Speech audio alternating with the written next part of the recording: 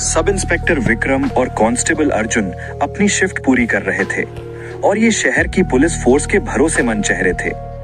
विक्रम शांत और सीरियस स्वभाव का, हर केस की तह तक जाने की आदत रखता था।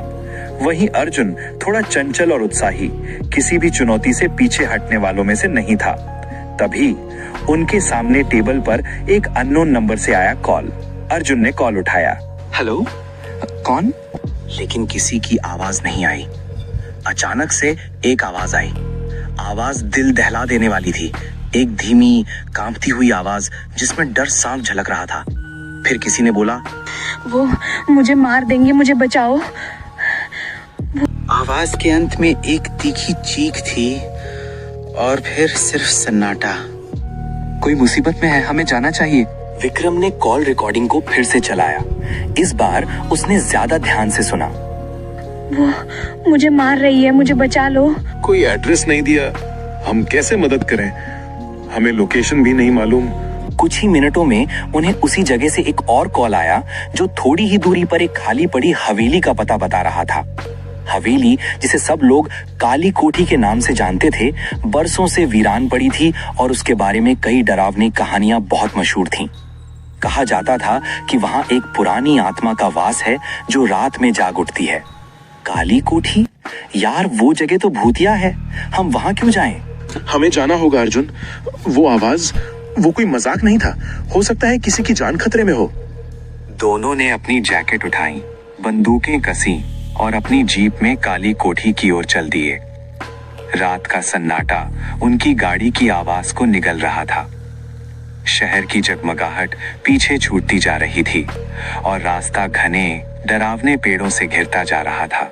काली कोठी एक विशाल काला साया बनकर खड़ी थी।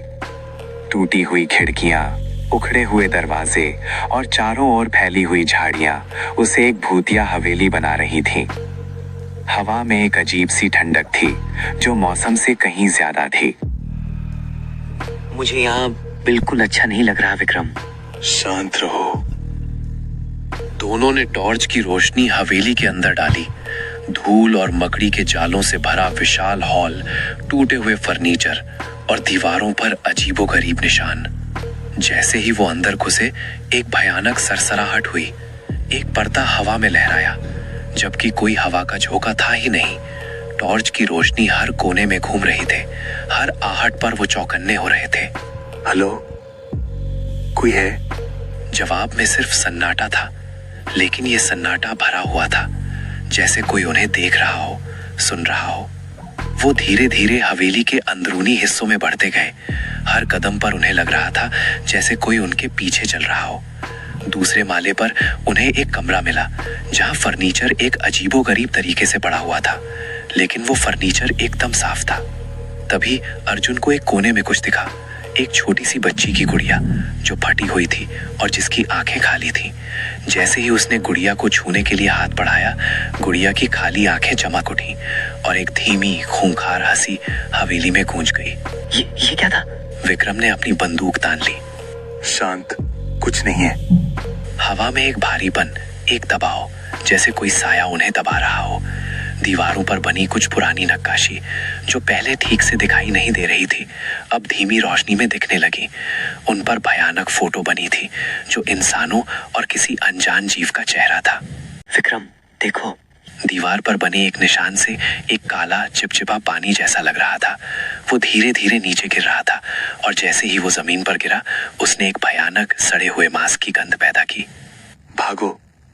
वो दोनों तेजी से सीढ़ियों से नीचे उतरे, लेकिन हवेली मानो जिंदा हो गई थी। दरवाजे अपने आप बंद हो रहे थे, खिड़कियां चटक रही थी और हर तरफ से भयानक आवाजें आ रही थी, चीखें, डरावनी और एक खूंखार हंसी। वो हॉल में वापस पहुंचे। बाहर निकलने का दरवाजा जाम हो गया था। दोनों उसे तोड़ने की कोशिश की, लेकिन वो टस से मस नहीं हुआ। वो फंसे हुए थे। क्या हो रहा है विक्रम? तभी कमरे के बीचों बीच हवा में एक आत्मा बनने लगी। उसकी आंखें लाल अंगारों की तरह चमक रही थी। वो आत्मा धीरे धीरे आगे बढ़ रही थी और उसके चारों ओर की हवा ठंडी होती जा रही थी। ये वही है जिसके बारे में वो आवाज बता रही थी। वो आत्मा अब एक भयावह प्रेत का रूप ले चुकी थी। उसके लंबे पतले हाथ थे और एक ऐसा चेहरा जो किसी भी इंसान के लिए भयानक हो। वो धीरे धीरे उनकी ओर बढ़ने लगी और उसके साथ ही हवेली की दीवारों से भी वही काला चिपचिपा पानी बहने लगा। अर्जुन ने अपनी बंदूक उठाई और उस पर फायर कर दिया। गोली सीधे उस आत्मा के बीच से गुजरी, लेकिन वो हिली तक नहीं, बल्कि और भी भयानक रूप से मुस्कुराई और एक ऐसी आवाज निकाली जो किसी जानवर की चीख और इंसान की आवाज हो। तुम यहाँ फंसे हो। वो आवाज हवा में गूंज रही थी। विक्रम और अर्जुन एक दूसरे से सटे खड़े थे। उनकी बंदूकें कांप रही थी। उन्हें महसूस हो रहा था कि ये कोई साधारण केस नहीं है, बल्कि एक ऐसी शक्ति का सामना कर रहे हैं जिसे वो समझ नहीं सकते। वो आत्मा अब उनके करीब आ चुकी थी। उसके हाथों से निकलने वाली ठंडी हवा उनके कपड़ों को भेद रही थी। अर्जुन को लगा जैसे कोई उसके शरीर को जकड़ रहा हो, उसकी जान खींच रहा हो। वो चीखने की कोशिश कर रहा था, लेकिन उसके गले से कोई आवाज नहीं निकल रही थी। अर्जुन, विक्रम चिल्लाया। तभी आत्मा ने अपना एक हाथ अर्जुन की ओर बढ़ाया। अर्जुन की आंखें फटी की फटी रह गई। उसने आखिर में अपनी बंदूक उठाई और उसी आत्मा के चेहरे पर फायर कर दिया। एक पल के लिए आत्मा पीछे हटा और हवा में एक भयानक चीख गूंजी, लेकिन उस चीख के साथ ही हवेली की दीवारों से बह रहा काला पानी तेजी से फैलने लगा। वो फर्श पर, दीवारों पर और छत पर फैल गया। विक्रम और अर्जुन को लगा जैसे वे किसी कीचड़ में फंस रहे हो जो धीरे धीरे उन्हें निकल रहा हो। विक्रम, मुझे बचा लो। अर्जुन की आवाज धीरे धीरे धीमी होती गई और उसका शरीर उस काले पानी में समाता चला गया। विक्रम ने आखिर में शक्ति लगाकर अपनी बंदूक उठाई, लेकिन इससे पहले कि वो फायर कर पाता, वो काला पानी उसकी आंखों में, उसके मुंह में और उसके फेफड़ों में भर गया। उसे लगा जैसे कोई उसे अंदर से खा रहा हो। उसका शरीर जम गया और उसके दिल की धड़कनें धीमी पड़ती गई। बाहर रात का सन्नाटा था। पुलिस स्टेशन में विक्रम और अर्जुन की शिफ्ट खत्म हो गई थी।